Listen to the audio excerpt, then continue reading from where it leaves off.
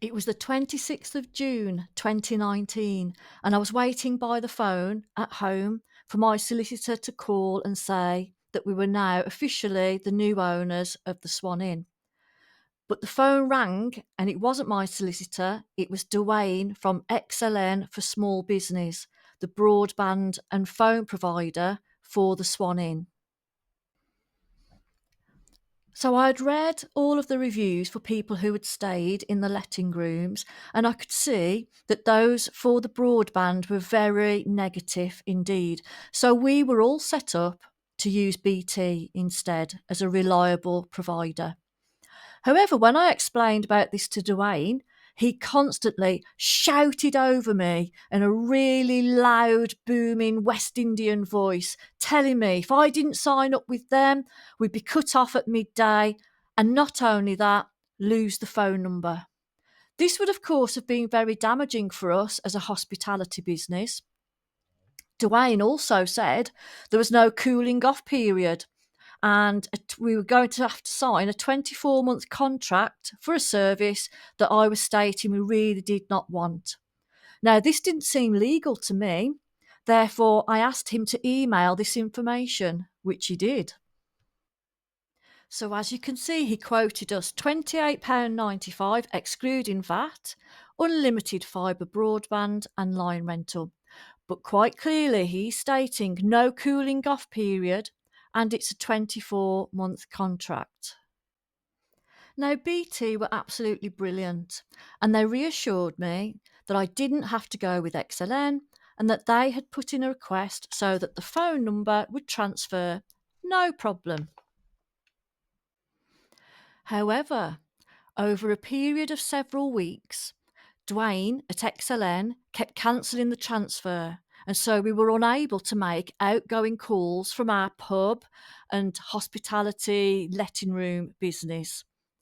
He kept calling me at work and laughing down the phone, saying things such as, and I quote, "I'm telling you that you are not having that number, madam, and I'm going to cut you off and you will lose the number." Whenever I called XLN to speak to someone else, I would immediately be transferred to Dwayne for more attempted intimidation. Several automated calls were also received at our premises by staff saying that we were going to be cut off. My solicitor called their legal department, but they refused to discuss anything with him. A couple of people from BT also called XLN, but they made no progress either. BT spent a lot of time trying to help us and commented that they had never come across anything so absurd. In the end, I called Ofcom, but they told me that there was nothing that they could do because I was not an XLN customer. I therefore had no choice but to call XLN to become a customer first. But when I did so, the person at XLN asked me if I was happy to proceed. I said that I was being given no choice of provider. So the person on the phone said they would have to check if I was allowed to have an account if under duress. The next day, the account was set up after deciding that they would allow me to have an account. I was made to feel like I was begging in order that I did not lose the phone number. We were then stuck with the same poor service and the same type of comments as for the previous owners, where there was no signal in part of the building and we could detect a stronger signal coming from neighbouring properties. Now, to add insult to injury, I was not charged the £28.95 that I was offered in writing, but actually £65.88 per month. Now, these weren't the only problems that we were having. We had lots of other serious problems going on as well, mainly caused by the previous owners. We were unable to take room bookings because they had messed up the transfer to booking.com. They had messed up the electricity readings, so we were heading for a bill to match that of an industrial unit, and that was actually taking up hours of my time every day as well. The new chef that was supposedly going to be in place didn't turn up. The cellar equipment failed.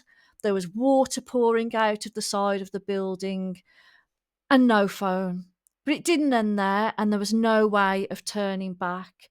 Weeks later, we were still trying to sort out this phone problem, and our solicitors were useless too. So, my priority was to secure the phone number for our hospitality business. So, I did that, and then I was able to make a complaint to Ofcom on the 9th of July 2019. But you know what it's like with these ombudsmen, they are hopeless too. So they investigated my complaint, but we were actually stuck with XLN and their terrible service until March 2020, bearing in mind we took over in June 2019.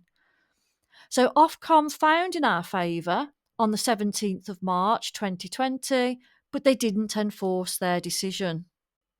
So the Ombudsman ruled three things. One, that we should be allowed to transfer our service without penalty. Secondly, that we should receive a written apology in recognition of the shortfalls in customer service. And thirdly, that a credit of £100 plus VAT be applied to our account. But as you can see, XLN ignored all of that again. So you can see in this letter that they were intending to charge me £299 for the line, £199 for the fibre connection, £99 per broadband, etc., and repayment of free equipment, etc., etc. Secondly, they were supposed to send a written apology. But they just say, please accept this as a written apology. That's not an apology, is it? And thirdly, we were only awarded £100 in compensation, which did not make up for the expensive contract that we were on for many months, and it didn't compensate us for company time or the damage to reputation that it caused, etc. And furthermore, the £100 was applied to my account, but the credit balance was not refunded to us when we closed the account, despite several requests to XLN. So I went back to the Ombudsman, and all that they could say is that their decision is final, they couldn't reopen the case, and that there was nothing that they could do. Now, this isn't the first time that I've been to an Ombudsman. You wait all these months, and it just turns out to be an absolute waste of time. So there you go, part of our story here at the Swan Inn, what we've been going through for almost 7 years now. But please subscribe, because I'm hoping that there will be good news one day. We have got some plans going on in the background, but please subscribe to our channel. Let's stick together on this and share information.